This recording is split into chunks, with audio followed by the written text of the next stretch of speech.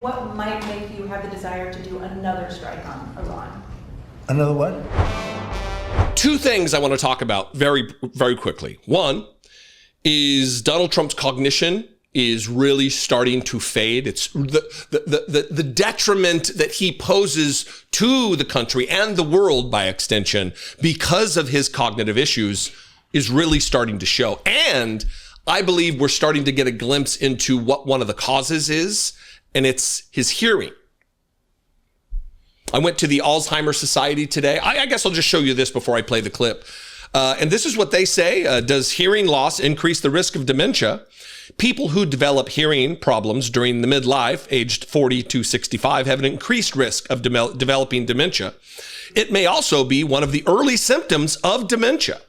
Many people start to lose their hearing as they get older, though they may not notice it at first. To reduce the risk of dementia, I mean, this could be a public service announcement for everybody else out there. I know I struggle with hearing issues, having served in the Marine Corps since my 20s. I've had a diminished hearing. It makes me want to go out and maybe get a hearing aid right now. Many people start to lose their hearing as they get older, though they may not notice it at first. To reduce the risk of dementia, it's important to get your hearing tested. There is some evidence that using hearing aids may reduce risk of some aspects of cognitive decline. Remember that hearing loss is only a risk factor and does not mean that a person with hearing loss will develop dementia, except for the ones that do. And I believe Donald Trump is in this camp. Watch him yesterday at a table across from Benjamin Netanyahu, being asked a very clear, easy to understand question. And he's another what? Huh? Say it? Say what? What was that again? He can't hear. Now, they're going to use this as some kind of an excuse. So that's not what he meant. That's not the question he was answering. It's a whole different thing. I'm not going to buy that. He's in a room filled with people. He has the most important job in the world, President of the United States. If he doesn't hear a question, he needs to keep asking what until he hears the question to give an appropriate and accurate answer as president, right? Here he is across from Netanyahu answering questions about one of the most important matters before us today on an international relations basis, and that is the impending war with Iran. On future Iran strikes, what might make you have the desire to do another strike on Iran? Another what? Another strike on Iran. I hope we're not going to have to do that. I can't imagine wanting to do that. I can't imagine them wanting to do it. They want to meet. They want to meet. They want to work something out. Can you say no, they're different. They're very different now than they were 2 weeks ago. Is there a date yet, sir, for the Iran talks, or a city? Do you know when and where the next round of Iran talks will be? Well, I can tell you. I'd rather not say, but you'll be reading about it tomorrow or seeing it tomorrow. Mr. President, what is the holdup currently in a ceasefire with Hamas? In which?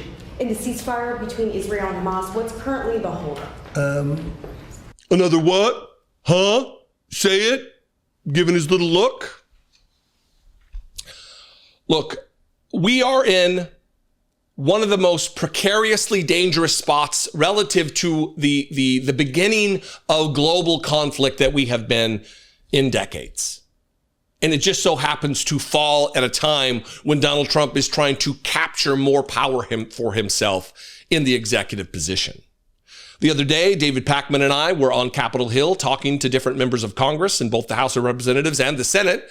And we talked to Yasmin Ansari, a congresswoman from Arizona, about this conflict. She has a deep knowledge about this particular topic, and this is how that conversation went. So I want to talk about Iran first.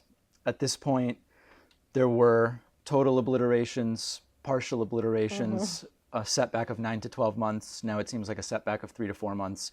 I'm curious your take on, are we just going to be in the same position again 3 months from now? And is there anything that can be done between now and then so that if the president wants to do another version of the same thing, maybe it does have to go through Congress and there's a vote? What can be done?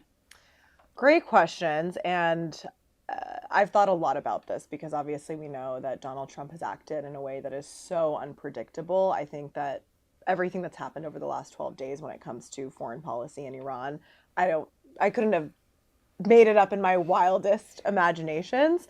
And I'm prefacing this just because, like, truly he went over the course of 72 hours from saying, he wants regime change to asking a city to evacuate to wanting total peace. Now, as you're mentioning, the intelligence is all over the place. Yesterday, we were supposed to have a briefing by senior administration officials, which never happened, which just shows me that they don't know what to say and they are preparing to lie to people because they don't, the intelligence isn't backing it up.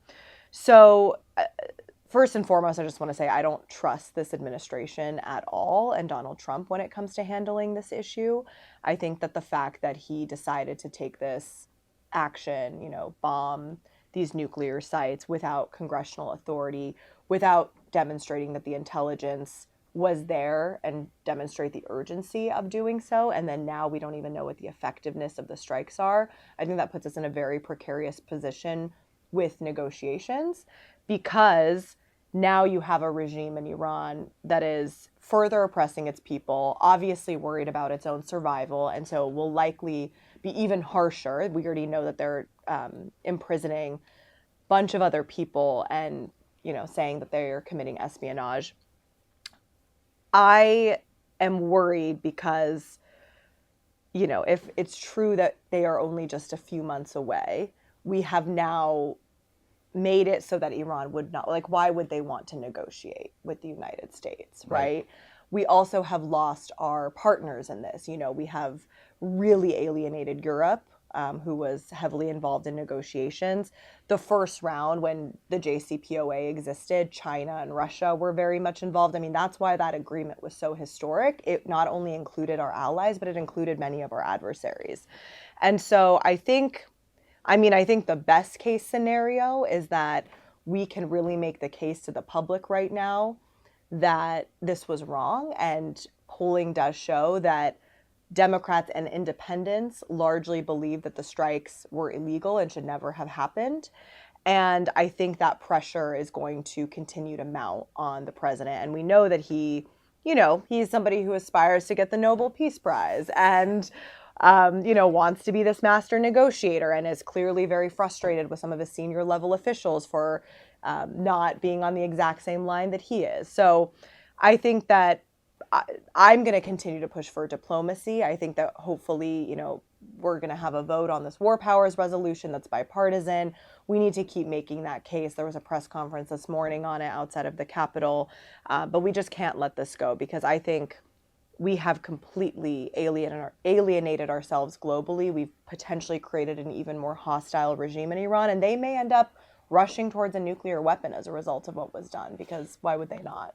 What do you think can be done from a messaging standpoint, both, in a position like yours or a position like ours, our audiences, just, regular, everyday citizens, from a messaging standpoint to communicate to others who may be on the fence? Because we're seeing Donald Trump's polls in a steady plunge right now, Right. especially related to what just happened Right. in Iran. His unpredictability, I think, needs to be communicated. I mean, even the fact that the Pentagon sent out two separate, almost diversionary sortie missions because he might talk about it and to safeguard the safety of the troops. What can we be doing? What can you in power be doing more to communicate to the American people exactly how unpredictable and dangerous he is? Great question. I mean, I think we need to lean into the economics of it as well. I mean, as you have Trump, making these reckless decisions and conducting foreign policy via Truth Social, Republicans in Congress are trying to rip away healthcare from 15 million Americans. My generation and everyone, older than me has grown up with these forever wars in the United States. And I think we really need to hone in on that message that nobody wants another Iraq, another Afghanistan. Trillions of dollars were spent, millions of lives were lost. Meanwhile, Americans cannot afford housing, they can't afford healthcare, they can't afford their energy bills. And so getting us locked into another, long-term conflict, which is always a threat when you are getting militarily involved, is going to be devastating for Americans here at home. I think we need to focus in on the impact on Americans here, our troops, and then, of course, the destabilization of the region and the lives lost. I think with, the rise of social media and TikTok, I think especially young people are so tuned into conflict around the world and really don't like seeing, conflict and innocent civilians killed. And there already have been hundreds of civilians killed, both Iranians and Israelis. And so I think more people need to be talking about this as elected leaders. I think there can be some fear sometimes on issues related to foreign policy. It's definitely challenging. It's not everyone's area of expertise, but this is pretty straightforward in that not only was it illegal, we don't even know that it was effective, and now they're lying about the intelligence, and we know where that got us with Iraq. I'm curious if you're willing to share, if you've had conversations with your colleagues on the Republican side of the aisle. There seems to be this kind of split within MAGA about Iran, where on the one hand, there are those who never really believed in the whole I'm the anti-war candidate thing, and they're saying, well, of course, that was never true, so of course this is now what's happening. On the other hand, you do have the people who did believe it and now are upset at what's going on, and they're either equivocating and saying, well, he didn't really declare a war, so then this doesn't really violate the principle that he campaigned on, these sort of like technicalities around it. Have you heard anything, without naming anybody, of course, about Or if how you want you're, to. or feel free to name people too. I would love it if you did name some people, but I don't expect you to. As far as like, what are they really thinking as, like, did they really fall for this is the anti-war candidate, or is it, we did actually expect this? I think I've had very few direct conversations, but I've been following this issue super closely over the last 2 weeks.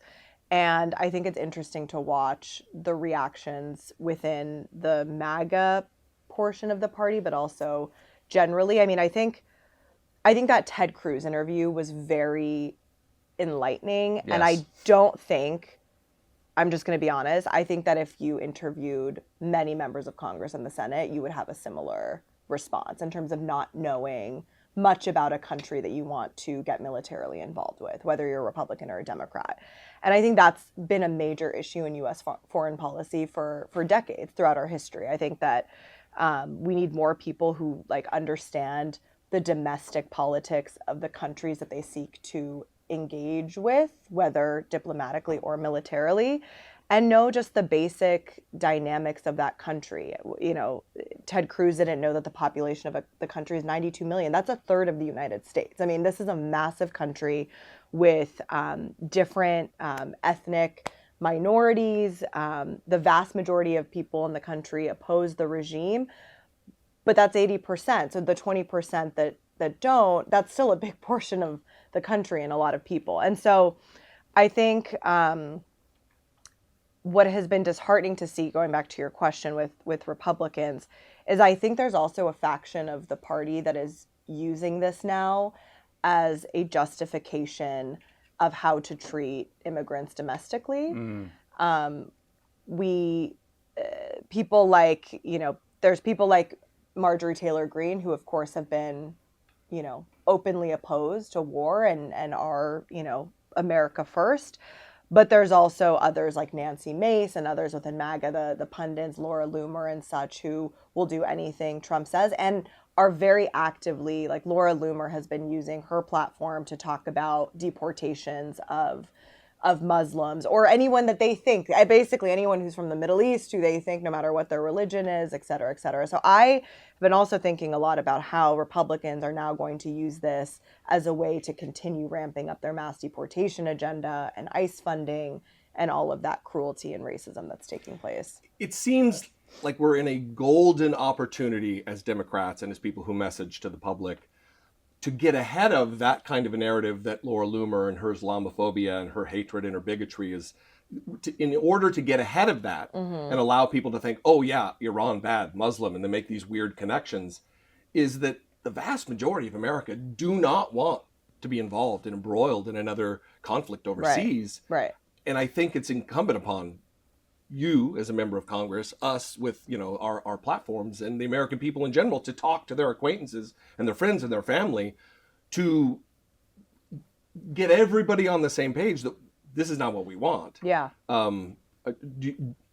Where are you on on the fact that so many people are ardently opposed to it, and whether it be Democrat or Republican? I mean, we can all be doing a better job. Yeah. I mean, the public is opposed to it. That's a fact. I think we can keep educating them, but there is a disconnect between the public and how much leaders from both parties have been talking about being anti-war. Like, it is just crazy to me. Even, I think the War Powers Resolution has like 60 some co-sponsors now. It should be in the hundreds. I Right. mean, we know the mistakes that were made. I don't know why more Democrats aren't on it. I, of course, don't know why more Republicans aren't on it. But like, even our party, we should be the anti-war party.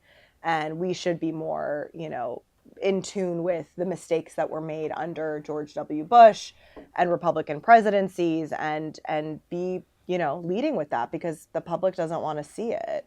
So I totally agree with you, but I think I put more, you know, more blame on elected officials and not making this a bigger issue than it already has been. Last thing I want to ask you about, a lot of people in my audience, you can weigh in too, Jesse, as yours, but I think it's the same. There's not a high level of trust with the Democratic Party right now. And there's sort of this analogy to, you know, if you turn on the Super Bowl and the color commentary is a football coach who lost everything and now is brought in to say, I'm going to analyze this game and tell you what needs to happen. The equivalent to that would be Democrats having I'm trying to wrap lost my mind so around much. sports analogies. The coach that lost is brought in as the expert, right? Okay. And the analogy being Democrats that did not win in November. Now a lot of our audiences are saying, listen, we know all the bad things that Donald Trump is doing, the authoritarianism, all of it. And also we are unsure what is the path in 2026 and later in 2028 for Democrats to turn things around and take back control, which would be necessary in order to achieve political change. What approach do you think the Democratic Party needs to take that's beyond just these guys are no good? Yeah. I think we have to be as bold as we possibly can be. I think that on Trump's end, you have somebody who is literally just like saying a million things every single day, obviously during the campaign, making every promise imaginable, bold promises that like any reasonable person knows is probably not happening. But like, I'm going to bring down grocery prices on day one. I'm going to end the war in Ukraine on day one. And we, largely Democrats, are always just like softening every proposal and idea to the point, because we're like, we think so in the weeds on it. Like, oh, how are we actually going to get this done? And where's the money going to come from to get this done? And we need like a 30-point plan. But people are so frustrated with the status quo and they want change. And I think, you know, the mayor's race in New York City, you know, primary was a great testament to that last night, that like, people want bold ideas and they also want authenticity. We've been scripted for far too long, try to be just like the perfect, you know, elected official politician, and people just want real people. Like, even if they don't 100% agree with what you're saying, they want to know that they like trust that you are a human being. That's at least what I feel. No question here, but it is heartening to hear someone who isn't seeming to adhere to a political order that no longer exists in America. Having some younger people, some younger voices with some new ideas who don't abide by this, oh, my good friend across the aisle, while you're staring at Marjorie Taylor Greene. I mean, we don't have partners in governance anymore with the opposite party. And it's nice to hear. So thank you to hear that from someone who's elected and works in the halls here and knows the dysfunction and the weird way of operating that is dead. I mean, it no longer exists. So, you know, no question. I mean, I'm new, you know, and I came from the Phoenix City Council where like I did work with Republicans. You had to, you know, you're technically nonpartisan. It's much more collaborative. But the truth here, you know, to your point, is just like, how can you work with someone or a party that is literally like completely okay with a president who is basically an authoritarian and wants to be a dictator? Like, it's hard to be buddy-buddy with that kind of, you know, a person. For all the talk of bringing down the temperature. Exactly. I don't know how you feel, David, but I feel like it's not our responsibility to bring down to put out the fire necessarily that was started and continues to be stoked by Donald Trump 100%. and his acolytes. So yeah, it's a tough spot, and you have an impossible job. So Thanks so much for talking to us today. Thank you.